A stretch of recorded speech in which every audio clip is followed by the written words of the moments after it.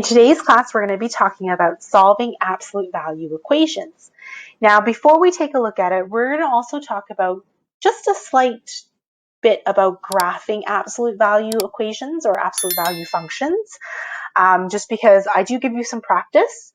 So kind of looking at it a little bit might be helpful for you guys. So let's take a look. It says here, what's the difference between y equals to 2x minus 8 and y equals to the absolute value of 2x minus 8? Now, I'm pretty sure that most of you know how to graph y equals to 2x minus 8, right? Like I said, you can use a variety of methods. You could use a table of values. You could use x and y intercepts to help you graph here. You could use a slope in your y-intercept, however you want to graph it. So what I'm going to do is I'm going to graph y equals 2x minus 8 in red. So I'm going to use the method of x and y intercepts. So I know that I'm going to have a y-intercept at -8 and then an x-intercept at 4. So I'm just going to connect those two dots together. So here is my y equals to 2x minus 8. Okay, so this here is y equals to 2x minus 8. Now you're also being asked here to graph the absolute value of 2x minus 8. Remember what absolute value brackets do. They turn anything that is negative into a positive number. So if I look very closely here, my y-intercept is at 4. The y-intercept is where my graph goes from positive to negative, right? If we're talking about y values. So if I'm graphing the absolute value function, anything that is dealing with x less than positive 4, that part of the graph is going to get positive y values instead for my absolute value function. So think of it as the part of my red line that is to the left of x equals to 4. Think of reflecting it on the x-axis to create the absolute value version. Okay, so it's going to look like this. So I'm going to do the absolute value function in blue. And like I said, anything that was to the left of x equals to 4 is going to get reflected up. So instead of having a y-intercept at -8, you're actually going to have a y-intercept at +8 instead. So that's that portion flipped up. And then the other portion is going to stay the same. So to the right of +4, it's still going to follow the same look as your red function. So let me just draw it. I'm going to try to draw it right next to each other so you don't lose that one as well. And this one here is y equals to the absolute value of 2x minus 8. My apologies. So what we're noticing here, the difference is the regular function, 2x minus 8, is just a regular line. But when we put that function into an absolute value bracket, anything that was underneath the x-axis is now being flipped up and reflected on the x-axis instead.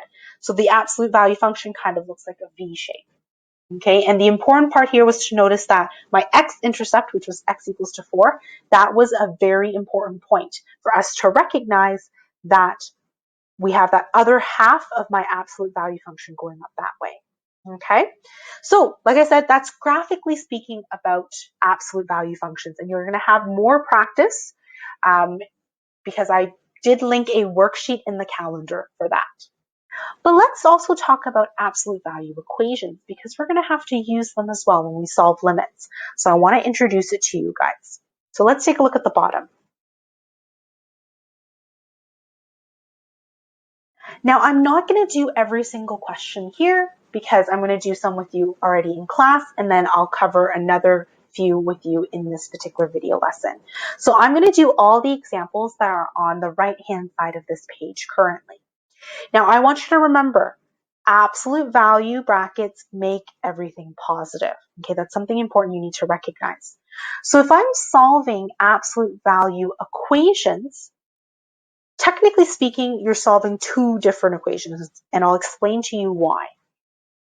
So let's take a look. If I'm looking at solving the absolute value of x minus 3 equals to 5, technically speaking, if I look at this equation, do we agree that x minus 3 could have equaled to 5 right away, which is no problem.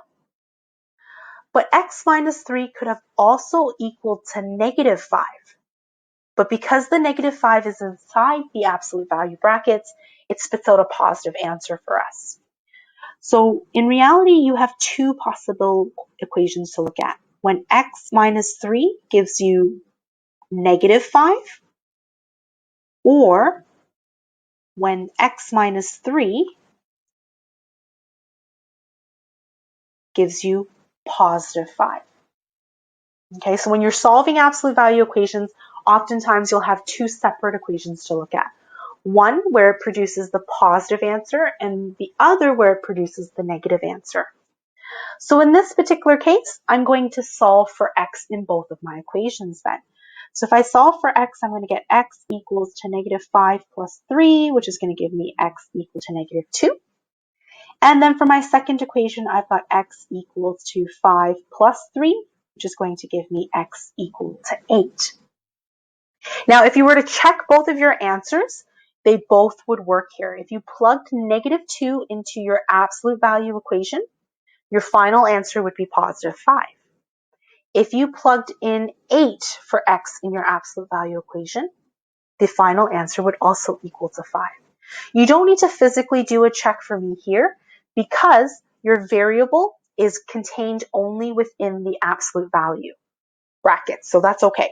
So that means my two answers here are x equals to negative 2 or x equals to 8. Let's take a look at the example below. In the example below, very similar, it says solve the absolute value of 3x minus 2, and then we've got the minus 5 outside of the absolute value, and then equals to 8. Now in this particular case, when you solve absolute value brackets, you want to make it so it's the absolute value brackets on its own, and then equals to some number. That's how you always want to rearrange it. So in this case, my negative 5 is in the way. So what I'm going to do is I'm going to move the negative 5 to the other side, get rid of it. So I'm going to deal with absolute value of 3x minus 2 equals to 8 plus 5, and then that's going to give me absolute value of 3x minus 2 equals to 13. So again, the same logic that we have to think about. 3x minus 2 could produce me 13, or it could produce me negative 13. But because it's inside the absolute value, it always is going to spit out something positive. So we're going to have two different equations going on again.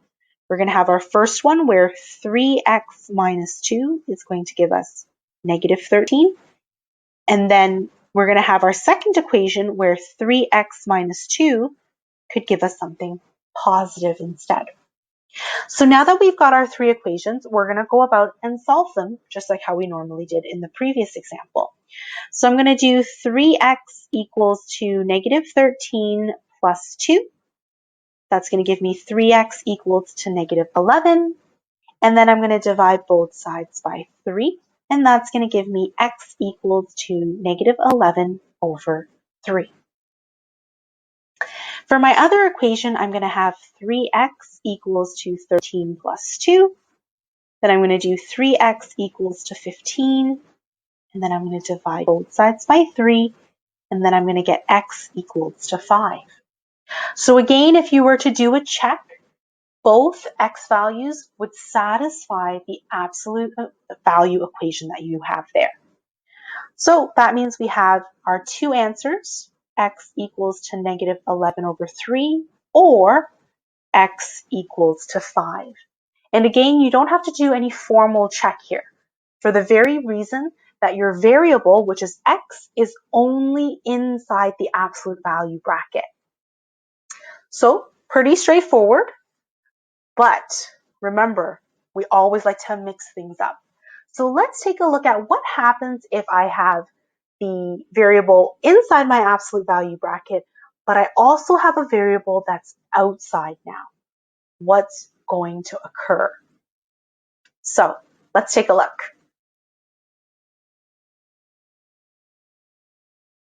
Alrighties. So if I take a look at these examples, they don't look too different from what we were seeing in the previous page, right? We still got our absolute value brackets. We've still got x's to solve for, but the only difference here is that I've got a variable that is outside my absolute value brackets. If that happens, if you notice that, you will need to do what we call checking for extraneous solutions, or solutions that don't necessarily work for the equation.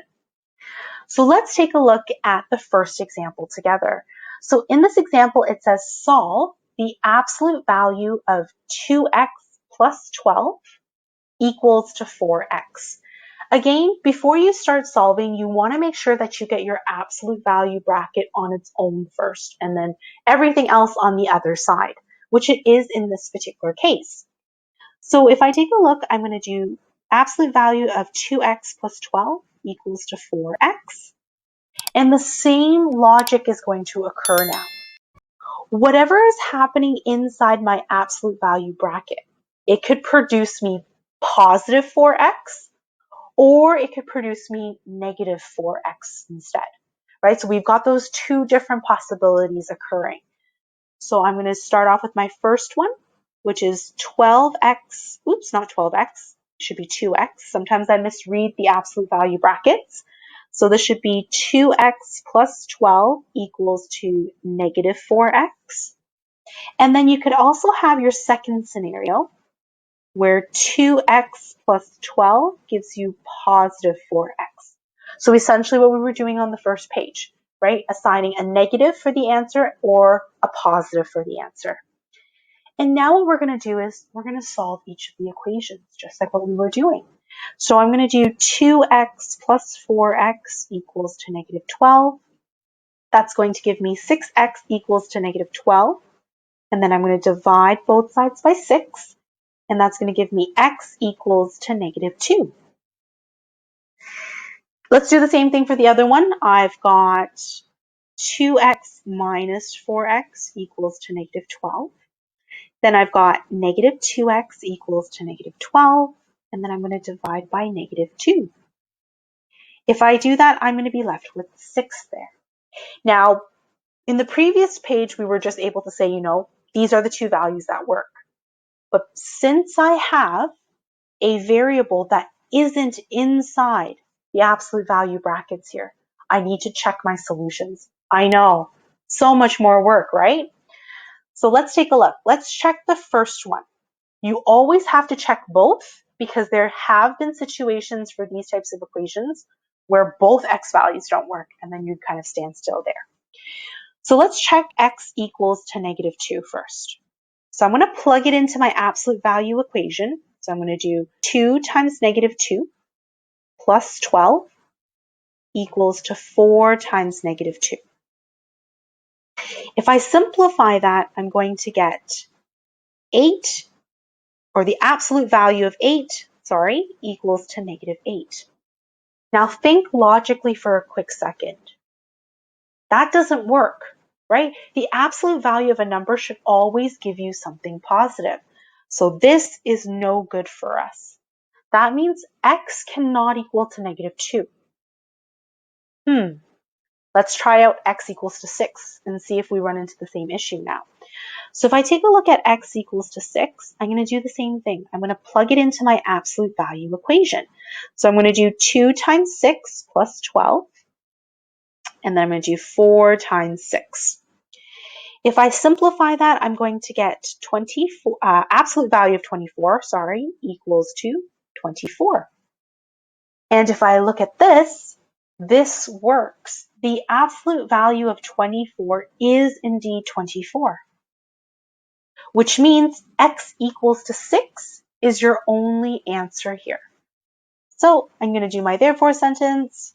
Therefore, x equals to 6, which meant that x equals to negative 2, that was an extra solution that just so happened showed up when we were doing the algebra, but when we plugged it back into the equation, because of those absolute value brackets, it was not a valid x value that we could have. Let's take a look at another example that's just below this one.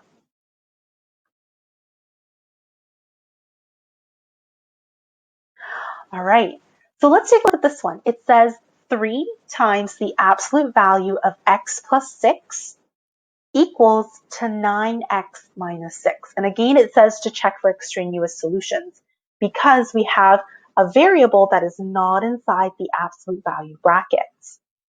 So right off the bat, I see my equation and I'm like, I need to get the absolute value brackets on their own. So that's exactly what I'm going to do first. I'm going to divide both sides by 3 here because of the 3 that's on the outside of that absolute value bracket. So I'm going to do 3 times the absolute value of x plus 6 equals to 9x minus 6. I'm going to divide both sides by 3. And that's going to leave me with x plus 6 in the absolute value brackets, and then 3x minus 2. Okay. Again, we're going to go through the same process again, right? Because we're dealing with absolute value, it could either give you positive 3x minus 2, or it could give you negative 3x minus 2. Now be very careful about how I'm writing this down. So my first equation, like I said, would be x plus 6 equals to negative 3x minus 2. So whatever 3x minus 2 creates, it's the negative of that. That's why I have brackets around that. If you don't, you're going to cause yourself a lot of trouble. We also have a second equation, which is x plus 6 equals to just plain 3x minus 2. That's the positive counterpart. And we're going to solve these equations just like we would normally do. So in this case, I'm going to have x plus 6 equals to negative 3x plus 2. And then I'm going to be moving things all over the place. So I'm going to do x plus 3x equals to 2 minus 6. I'm going to get 4x equals to negative 4. And then I'm going to divide by 4.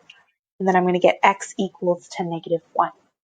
So that's my first possible x value.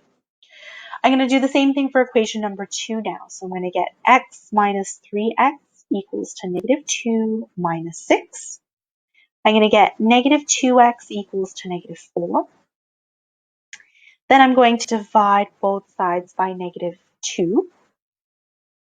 Oops, that should be 8 there. My apologies, not negative 4. I'm sorry about that. And then I'm going to end up getting x equals to 4. There we go. I've got 2 possible x values again, but remember, both of them or one of them may not work. So I have to check my solutions. So what I'm going to do is I'm going to check, let's start off with x equals to negative 1. So I'm going to plug it into my absolute value equation. So I'm going to do 3 times the absolute value of negative 1 plus 6 equals to 9 times negative 1 minus 6. So if you simplify this, this essentially becomes 3 times the absolute value of 5 equals to negative 15. Now, 3 times the absolute value of 5 is going to give you positive 15. It will never give you negative 15, which means in this case, negative 1 is not a viable solution. So let's try x equals to 4 then. I'm running out of space. I'm going to do it horizontally there. So we're going to do the same thing. We're going to do 3 times the absolute value of 4 plus 6 equals to 9 times 4 minus 6. If I simplify, I'm going to get 3 times the absolute value of 10 equals to 30. And if we think about that, 3 times the absolute value of 10, that's going to give us positive 30, which is what we have on the other side. So that means that this solution works here then. So the only x value that works here is x equals to 4. So therefore, x equals to 4 for us. So whenever you have a variable that is outside of your absolute value bracket, just like in this case, right? We had 9x. This x is outside of the absolute value brackets. You have to check your solutions because algebra-wise, it works. But if we're talking about in terms of absolute value, it doesn't work. So you always, always, always have to check. So I left the other two examples on the right-hand side of the page for you to try on your own, or for me to have actually done with you in class already. And then at the bottom, I wouldn't call it necessarily a challenge question. It's a question that looks a little different than the ones we were doing on the first page and on this page. So for this particular question, it says for you to solve the absolute value of x plus 2 equals to the absolute value of 2x minus 4. Now, when you take a look at this, you're like, I got absolute values on both sides, miss. We've only done absolute values on one side of the equation. So how are we going to do this? Okay, how are we going to do this? So right away, you're probably starting to think about, okay, how many possibilities am I going to have here? Because I've got absolute value on the left side and I've also got absolute value on the right-hand side. And you're probably thinking about writing all these possibilities down. So if you're taking a look, you're probably thinking about, okay, I could have negative x plus 2 equals to 2x minus 4. I could then have positive x plus 2 equals to 2x minus 4, right? So that deals with the absolute value pertaining to x plus 2. And then you think about it and you're like, wait, there's a third one. If I don't do anything with x plus 2 and I make 2x minus 4 negative, then there's a fourth equation. X plus 2 equals to 2x minus 4. So when you look at this, you're like, whoa, I've got 4 equations to solve here, miss. That's quite a bit. But then I'm going to ask you to take a very careful look. In fact, what looks like 4 equations is really indeed only 2. Okay, and don't let the negative signs fool you. So I'm going to connect the 2 that are the same. If you take a look here, these 2 are the same thing. They're the same. The only difference is that one has the negative sign on the other side, right? But if you divide it by -1, then it flips the negative sign onto the other side. So those 2 equations are the same. The other pair that's exactly the same is a pair here. These 2 are the same. So although it looks like you have 4 equations to solve here, you only have 2, okay? And the 2 that we're looking at are the following now. So the first equation you're going to look at solving is negative x plus 2 equals to 2x minus 4. And then your second equation that you're looking at is plus 2 and then 2x minus 4. All right, so I'm going to leave the rest of the question for you to try. I wanted to start it off so that we weren't solving 4 different equations, but you are going to then solve each of these equations. And again, make sure you double check your extraneous solutions. I know that you may go, miss, I don't have any x values that are outside of absolute value brackets. But in this case, since we have an absolute value brackets on both sides of the equation, check for your extraneous solutions. They could both work, only one could work, or maybe none of them could work. But try this and then double check your solutions with the solutions that I post up in the calendar.